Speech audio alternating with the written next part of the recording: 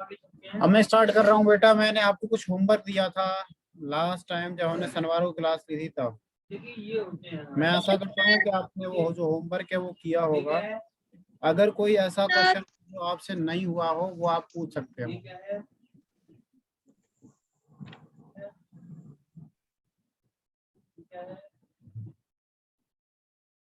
Sir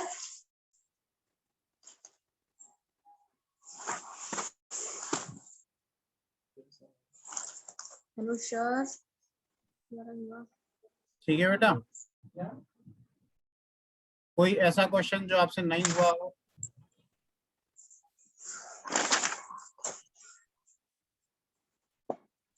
चलो देख लेते हैं। मैंने बोला था HCF जो है वो दिया हुआ है और HCF 2 नंबर का दिया हुआ है। उनमें से एक नंबर जो है वो है 306 और दूसरा नंबर है 657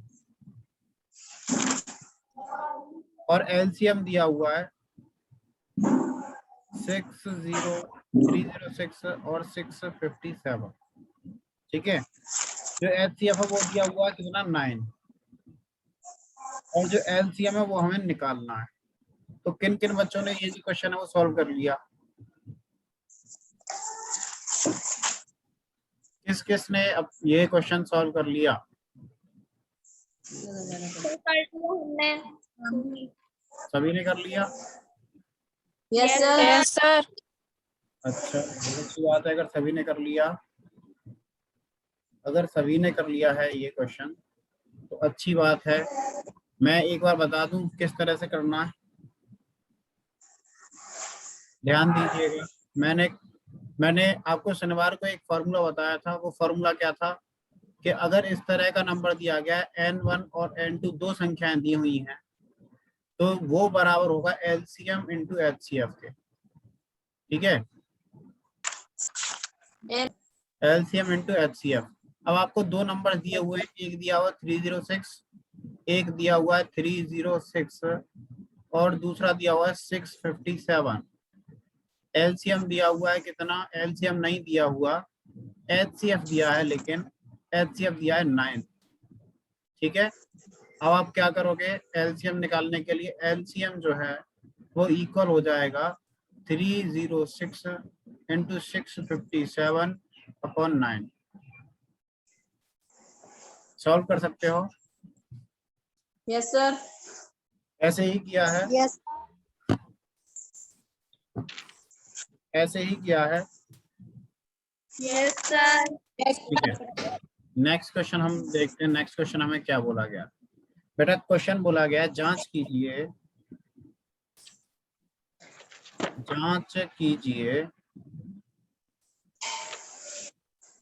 कि जांच कीजिए कि क्या किसी प्राकृतिक संख्या किसी प्राकृत संख्या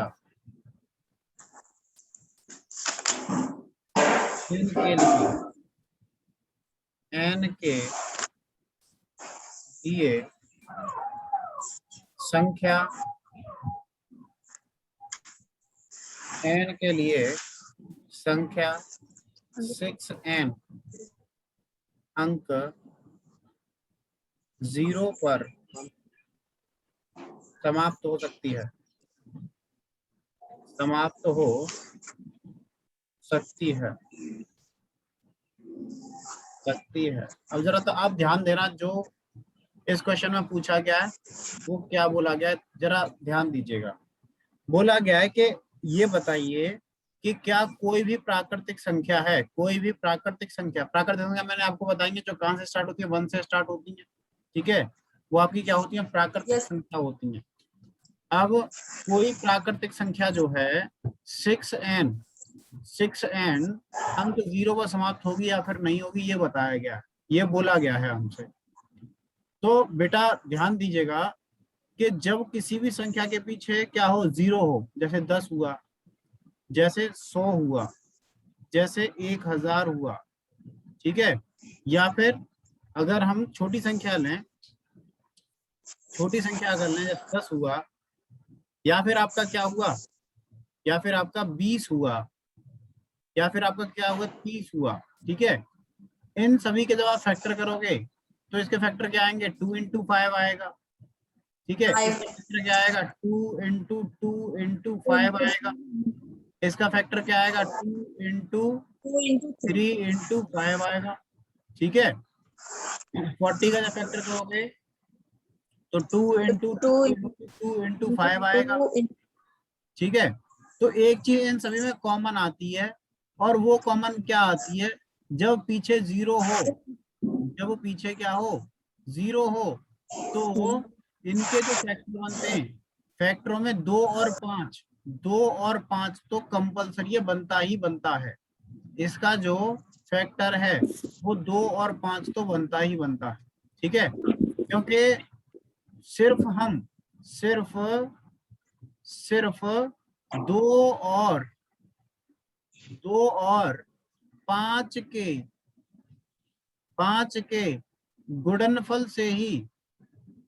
गुणनफल से ही हम शून्य बना सकते हैं।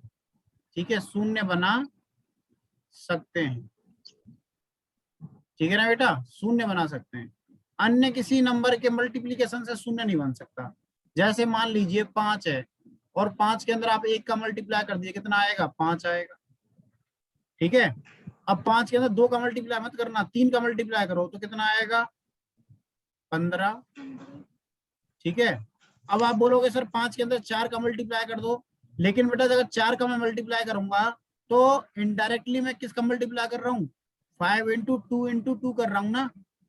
ठीक है, तो फिर ये क्या बना देगा, 0 बना देगा, तो कितना हो जाएगा, 20 हो जाएगा। है नहीं है, मतलब आप हमेशा याद रखना, और हमेशा क्या याद रखने की चीज है, हमेशा याद रखने की चीज है बेटा कि जो आपका 0 बनेगा वो हमेशा 2 और 5 के जोड़ से ही गुणनफल से ही बनेगा। ठीक है, किसके और किसके गुणनफल से, 2 और 5 के गुणनफल से ही शून्य बनेगा। ठीक है, शून्य। ठीक है ना, जैसे 2 और 5 के गुणनफल से क्या बन जाएगा, 0 बन जाएगा। ये क्या बन गया, शून्य बन गया। है या नहीं है। अब बोला गया कि जांच कीजिए क्या किसी प्राकृतिक संख्या n के लिए संख्या 6n, कोई संख्या है 6 और n, ठीक है, अंक 0 पर समाप्त होती है। तो अगर 6n को अगर हम देखें तो बेटा 6n जो होगी वो क्या हो जाएगा, 2 into 3, 2 into 3। ठीक है, 2 into 3। ठीक है ना। अब मुझे ये बताओ, क्या यहाँ कभी 0 बनेगा अंत में, नो सर। क्या 2 और 3 के मल्टीप्लीकेशन से, 2 और 3 के गुना से 0 बन सकता है अंत में नो सर। अंत में कभी शून्य बनेगा, नहीं बनेगा। ठीक है, अंत नहीं में बनेगा। नहीं बनेगा। ठीक है, मतलब यहाँ हम लिख सकते हैं 2 और 3 के गुणनफल से कभी भी 0 नहीं बनेगा। कभी भी किसी संख्या के अंत में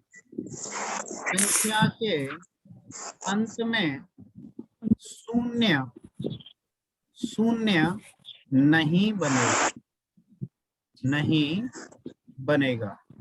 ठीक है बेटा, समझ में आया फिर नहीं आया। Yes sir. ठीक है, और यहाँ लिख दीजिए यदि या फिर अतः अगर हमें शून्य बनाना है या फिर अंत में शून्य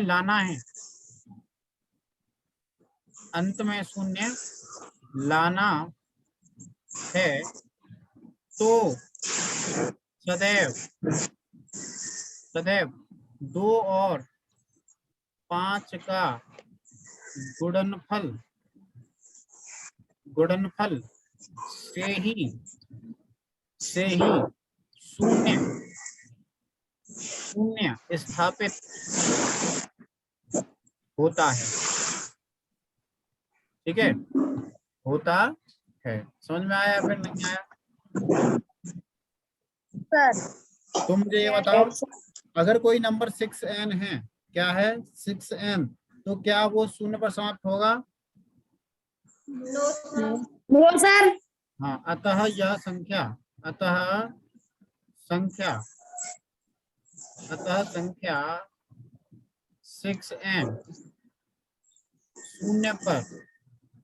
शून्य पर समाप्त नहीं होगी, नहीं होगी। ठीक है ना बेटा, समझ में आया या फिर नहीं आया? Yes sir. ठीक है, नेक्स्ट क्वेश्चन देखते हैं। नेक्स्ट क्वेश्चन बोला गया है, नेक्स्ट क्वेश्चन हमें क्या बोला, देखो बोला गया है, व्याख्या कीजिए 7 into 11 कीजिए कि 7 into 11 into 13 into 13 प्लस 13 और 7 into 6 into 5 into 4 into 3 into 2 into 1 plus 5 भाज्य संख्या क्यों है? भाज्य संख्या क्यों है? बताओ बेटा, क्यों ये भाज्य संख्याएं हैं? अगर हम लिखते हैं 7 into 11 into 13 प्लस 13, तो बताओ ये जो संख्या है वो भाज्य संख्या क्यों है?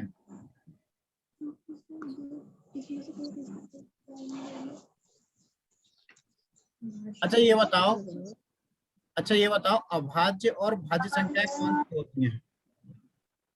अभाज्य और भाज्य संख्याएं कौन सी होती हैं? बताओ बेटा, अभाज्य और भाज्य संख्याएं कौन सी होती हैं? भाज्य वो होती है जिनमें 2 से भाग चला जाए। 2 से भाग चला जाए भाज्य हैं, और अभाज्य कौन सी होती हैं? 2 से भाग ना जाए। ऐसा नहीं होता, सम और विषम बता रहे हो बेटा आप जो हो वो सम और विषम बता रहे हो, जबकि मैं पूछ रहा हूँ क्या, भाज्य और अभाज्य। तो देखो, अभाज्य संख्याएं वे संख्याएं होती हैं जिसमें एक से और स्वयं से भाग जाता है। ठीक है, एक से और स्वयं से ही भाग जाता है। ठीक है, स्वयं से ही क्या जाए, भाग जाए, स्वयं से ही भाग जाता है। ठीक है, यस सर। और जो भाज्य संख्या होती है वो क्या होती है? भाज्य संख्या में एक और स्वयं अनेक से के अलावा अन्य संख्या से भी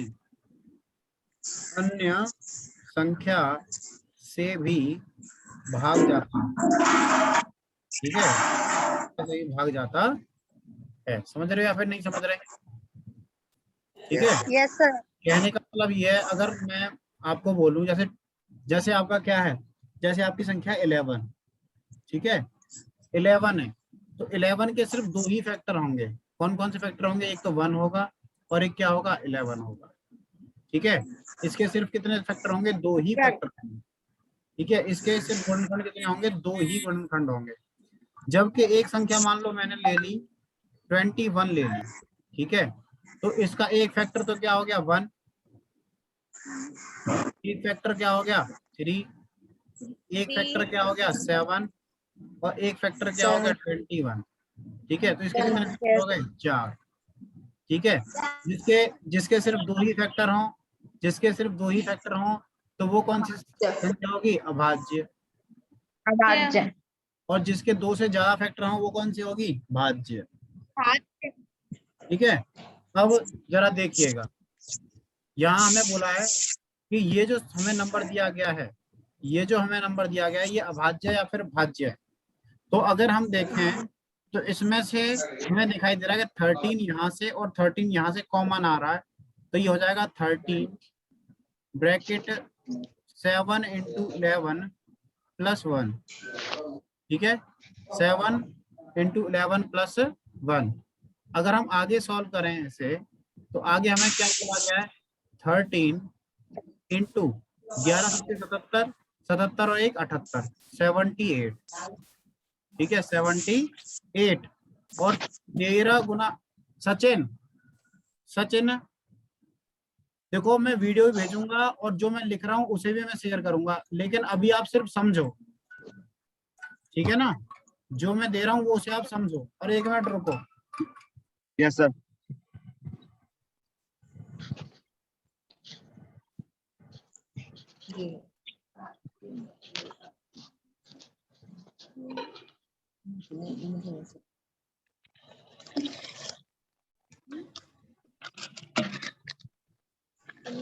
ठीक है बेटा, मैं इन सारी चीजों को आपके पास शेयर करूंगा, आप सिर्फ यहाँ इसे समझो।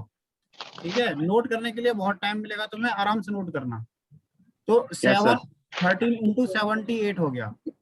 अब 13 इंटू 78, अब आपको पता है कि एक जो होता है वो सभी का क्या होता है, एक फैक्टर होता है, एक गुणनफल होता है। तो हम यहाँ क्या लिख सकते हैं, हम 1 इंटू 13 इंटू 78 लिख सकते हैं। ठीक है, अब हमें दिखाई दे रहा है कि इसके टोटल फैक्टर कितने हैं, टोटल कितने फैक्टर हैं इसके।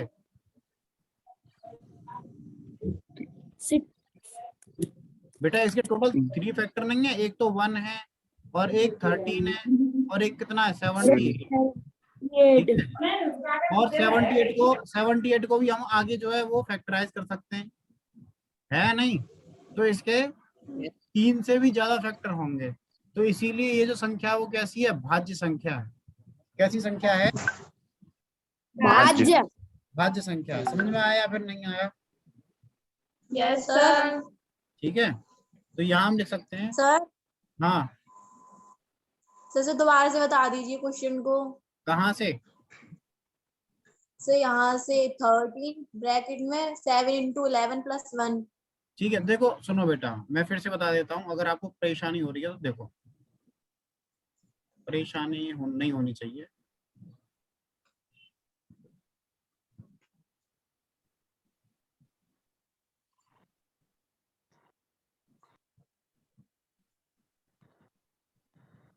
देखो यहाँ 13 है बेटा, और यहाँ प्लस में यहाँ 13 है। ठीक है, दोनों जगह क्या है, 13 है। तो हम क्या करें, 13 को कॉमन ले सकते हैं। तो 13 को हमने कॉमन ले लिया, तो ब्रैकेट में क्या बचा, 7 इंटू 11। ठीक है, 13 ये हमने ले लिए हैं बाहर, तो यहाँ नहीं बचेगा कुछ भी, प्लस अब ये 13 यहाँ रह गए, तो यहाँ क्या हो गया, 1। ठीक है, यहाँ क्या हो गया, 1। 13 बन जा 13 मतलब 1। एक जो 13 है वो बाहर ले लिया, एक बचा। अब क्या हो गया, अब हो गया, जहां जहां ब्रैकेट है वहां क्या लग जाएगा, इंटू 11 सत्ते 77, 77 एक कितना हो गया, 78 हो गया, 78। ठीक है, अब हमें पता है कि एक जो होता है वो सभी नंबर्स का क्या होता है, एक फैक्टर होता है। ठीक है, एक तो सभी नंबर्स का क्या होता है, फैक्टर होता है। तो यहाँ एक फैक्टर क्या हो गया, 1 हो गया। तो कुल मिला के जो फैक्टर हो गए हमारे पास क्या हो गए, 2 से ज्यादा हो गए। अब जब कभी भी जब भी किसी संख्या के गुणनखंड 2 से अधिक हों तो तो वह संख्या